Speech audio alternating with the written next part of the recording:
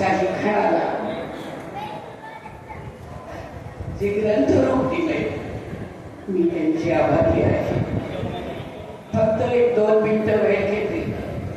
मला MA ला संत ज्ञानेश्वर हा एक पेपर होता अभ्यासाचा आणि त्यावेळेला ज्ञानेश्वरीचा अभ्यास करत असताना सतत असं वाटायचं की सगळ्या ज्ञानेश्वरी पानाच्या अर्ध्या भागात माऊलींच्या ओव्या आणि त्याच्या खालच्या भागात ओव्यांचे अर्थ. हा अभ्यास करत असताना वरती ओवीचा आकडा बघायचा, खाली नजर वळवायची, खालचा अर्थाचा आकडा बघायचा, तो अर्थ वाचायचा आणि आपण वाचलेला अर्थ त्याच ओवीचा आहे का हे बघण्यासाठी पुन्हा वर बघायचं.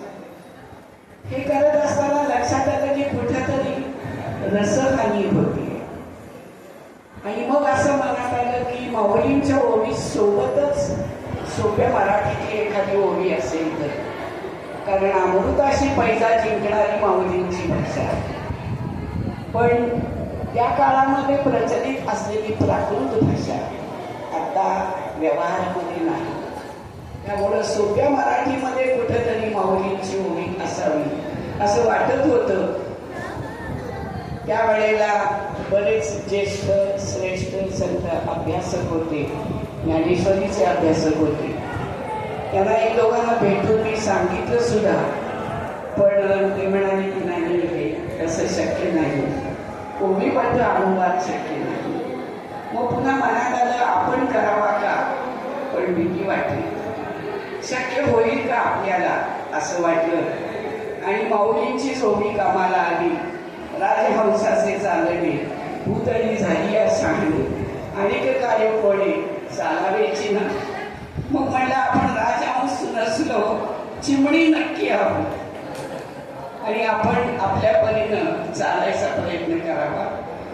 आणि माऊलींना साकडं घालून अनुवाद करायला घेतला आणि अक्षरशः पहिल्याच दिवशी सलग 25 ओव्यांचा ओवीबद्ध अनुवाद माऊलींनी माझ्याकडे करून दिला. आणि मग हा सिलसिला जवळजवळ 1.25 वर्ष चालू राहिला. रोज 25 ओव्या माऊली माझ्याकडे करून घेत होती आणि एखाद्या दिवशी असं व्हायचं की त्या ओवीला चक्कर शब्द मला आठवायचा नाही.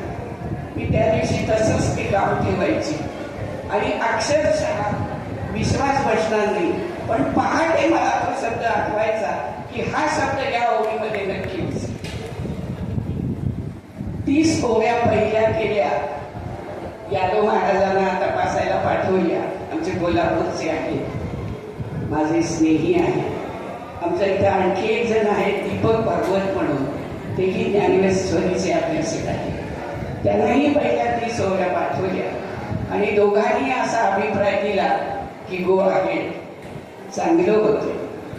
मग हुरूप आला आणि जवळजवळ 1.5 वर्षात संपूर्ण ज्ञानेश्वरीचा ओवीबद्ध अनुवाद मला करता आला. सकाळ प्रकाशनच्या रामगीर सरना भेटायला गेले.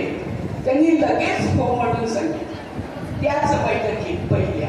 एवढा मोठा ग्रंथ, पण नुसतंच माझा अर्थ छापायचा नव्हता, सोबत माऊलींच्या ओव्या सुद्धा छापायच्या होत्या.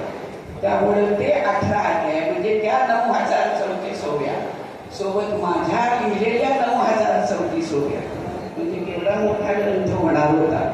पण सकाळ प्रकाशननं एका मनावर घेतलं आणि आज तुमच्या समोर तो ग्रंथ आहे. माऊलींच्या आशीर्वादाशिवाय हे शक्य नव्हतं. दुसरं विशेष असं की हे ग्रंथ हा ग्रंथ तयार करण्यामध्ये माझ्या मिस्टरांची तर तेवढीच मेहनत आहे. झेरॉक्स काढायला जा, कॉपी काढायला जा, आणखी काहीतरी करायला जा. मी त्यांना वर्षभर पळवत होते, त्यांनी कधी कंटाळा केला नाही. त्याचप्रमाणे आमच्या कोल्हापूरची ज्योती काटवे ही माझी मैत्रीण आहे, तिनंही हा ग्रंथ तयार करायला मला तेवढीच मदत केली. तिनं पहिल्यांदा या ग्रंथाचं DPP मला करून दिलं, पूर्ण ग्रंथाचं. आणखी 3 मैत्रिणी आहेत माझ्या, कारण खूप मोठं काम होतं, एका व्यक्तीकडून ते पूर्ण होणार नव्हतं. त्या DTP करण्यात आले माझ्या आणखी 3 मैत्रिणी, Shilpa Kulkarni, doctor Pramila Jarke MBBS doctor आहे, पण तेवढ्याच ज्ञानेश्वरीच्या अभ्यासक आहेत, आणि पूर्वा कुलकर्णी. सकाळ प्रकाशनच्या अपूर्वा यशोधर समोर बसले, आणि सगळ्यात महत्वाचं म्हणजे ऐश्वर्या. त्याच्याबद्दल बोलल्याशिवाय माझं भाषण पूर्ण होणार नाही. झपाटल्यासारखं काम केलं ते. माझ्या मिस्टरनी तर त्यांचं नाव मॅडम झपाटा ठेवलं, कारण रोज 16 ते 18 होत्या ज्या कधी कधी माझ्या हातून बोली भाषेत लिहिल्या गेल्या, म्हणजे माझं चवर अनुस्वार. त्याच्यानंतर आपण अनुस्वार घेऊन उच्चार करतो की अनुस्वार, तसं लिहिलं गेलेलं होतं. रोज 15 ते 16 ओव्या मला पाठवायच्या, या प्रमाण भाषेत करून द्या, की मी सकाळी ते करत बसायची. त्यांनी इतकं बारकाईनं ते बघितलं की माझ्या मैत्रिणी म्हणायला लागल्या की हे तुझं ग्रंथ म्हणजे सकाळ प्रकाशनला डोकेदुखी आहे. पण काही असू दे, माऊलींचा आशीर्वाद होता, देकडी सरांचा पाठिंबा होता.